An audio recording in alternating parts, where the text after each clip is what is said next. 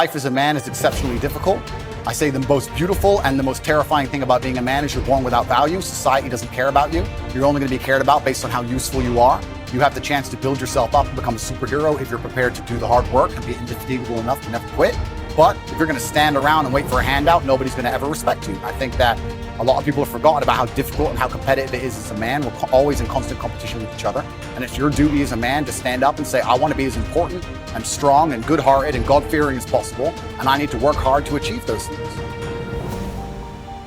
If you look at the true warriors of humanity, you look at the true empire builders, you look at the true titans who are constructing a better world, they're less about pleasure seeking because they understand that if you want to have a great life, a soaring life, look at what most people do and do the opposite. Growth comes through discomfort. You look at a great athlete, it's the way they show up in the championship game is simply how they showed up in the lonely light of the early hours at practice. To have the results only 5% of the population have, you've got to be willing to do the things that only 5% of the population are willing to do. I was a 4-time kickboxing world champion. For 12 years, I trained 5 hours a day, 6 days a week. And I was motivated to train probably about 25% of the time. The rest of the time I went because I am disciplined. You don't feel like going through that on a Wednesday morning when you wake up, and you have to do it because you're disciplined. You're either a disciplined individual or you are not a disciplined. There's a difference between want and want. And I say this all the time. People say to me, I want to be rich. And I say, okay, well, I want to be able to ice skate, but I don't want to be able to ice skate enough to go learn how to ice skate. I can't be bothered. I mean, surely if I could click my fingers and be a figure skater, I'd click my fingers. Who wouldn't? But I don't want to actually go train because I don't want it enough. And this is the exact point with money. Everyone wants money put on their lap. If you truly wanted money, you wouldn't be able to sleep until you fucking had it. The masters make the hardest things in the world look easiest. And in the moments where you push yourself, those moments tend to lead to success. But you've got to stop rationalizing, stop making excuses, stop telling yourself little watered down assessments of where you're really at. Tell yourself the truth. And the truth shall set you free. And the truth that I had to come to grips with, that I wasn't in charge of my destiny. The truth was that I wasn't giving all that I had. The truth was that there are some things that I wanted to do, but I didn't have the courage to act on those things. I had to start looking at my life differently. I started going to work earlier. I started being the last one to leave here. I started working harder than anybody else. I am not motivated to do the things I'm supposed to do. I don't wake up full of joy. I have to go to the gym, or that I have to work, or I deal with crap. I don't feel motivated to do them. I'm disciplined. I do them regardless of how I feel. Whether I'm in the mood to do it or I'm not in the mood to do it, it gets done. That's discipline. Discipline's a real thing. Motivation is fleeting. You're never going to be permanently motivated. If you're the kind of person who can only try hard at something he enjoys, then you're going to fail. If you truly want to win, you can't only want to win when you're happy, and you can't only want to win when you're motivated. You're competing against men like me who will perform even when it's raining, not only when the sun is shining. And if you're going to be the kind of person who can only do it in one of those scenarios, you are going to lose. You must be prepared to perform all of the time. I have a lot of people who message me and say, I struggle with motivation. My answer is simple. Then stay a loser. If you can't find the motivation to not be a loser, then I strongly recommend you just stay a loser, stay in your lane, stay out of my way. I have no time for people who cannot find the motivation to fix themselves and fix their own lives.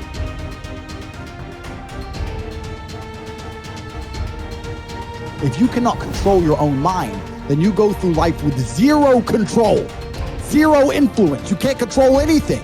You're just a feather in the wind, waiting for life to blow you from happy place to sad place to happy place to sad place, completely hoping on the gods to be fortunate to you, because if any genuine discomfort comes your way, we're clouded with doubt, and we wonder why it is so difficult for us to grow into the best version of ourselves. We wonder why it is so difficult to climb that mountain, to get over that obstacle. It's because we are not looking at the opportunity with the right perspective. Break the patterns that have been leading your life, but you need to identify what the patterns are. I think sometimes we just aren't even aware It's just a pattern that's running. It's something that's happening. Maybe it's been happening for months or years or decades. We're not even aware. It's just become our identity. So when you identify the negative identity patterns that are holding you back, that's the first step. And you can start to really shift and replace it with a new identity, a new pattern that you can implement. What you do is you pick up your past and you embrace it. You understand it, you accept it, as I had to go through these things that I had to go through in order for me to get to this place today. And the evidence for that is that I did. You don't need any more evidence. You did. And then you toss it. You toss it. You embrace it and you toss it. And you merge into the now by giving up your attachment. Before you can do something, you first must be something. So you've got to be it intellectually. You've got to be it emotionally. That's like Solomon says, as a person thinks in their heart, the emotional man. Well, it's only a period of time then until it manifests physically. That's one of the first laws of the universe, is the perpetual transmutation of energy. Energy is moving into form, always. To form, moving into form, through form, back into form again. So we cause it all to happen the way we think and the way we stay locked into ideas. I don't think greatness is something you're born with, some mysterious power bestowed upon us by God. It's something that truly exists in everyone. I look at it as a superpower we all have, buried deep inside us. This tiny diamond surrounded by layers and layers of rock, the hardest rock in the universe. And every time you do something good, a piece of that rock breaks away. We control where awareness goes, we're controlling where energy is flowing. And if we're controlling where energy is flowing, we're controlling what's manifesting in our life. All I need to do is control where my awareness goes. And if I can control where my awareness goes, I can control where my energy is flowing. And if I can control where my energy is flowing, I can control what is manifesting in my life. Every single person that wins big, every single person that you look at, every single person that you're inspired by, every single person that you aspire to be like, they only have one plan, and that is they are going to win or they are going to die trying. You can make your dream into a reality, but it will only take one person to believe that it's possible. It will only take one person to put in the work. That person is you. If you're sitting down and you start thinking about some future worst case scenario that you're conjuring up in your mind, and you begin to feel the emotion of that event, your body doesn't know the difference between the event that's taking place in your world, outer world, and what you're creating by emotion or thought alone.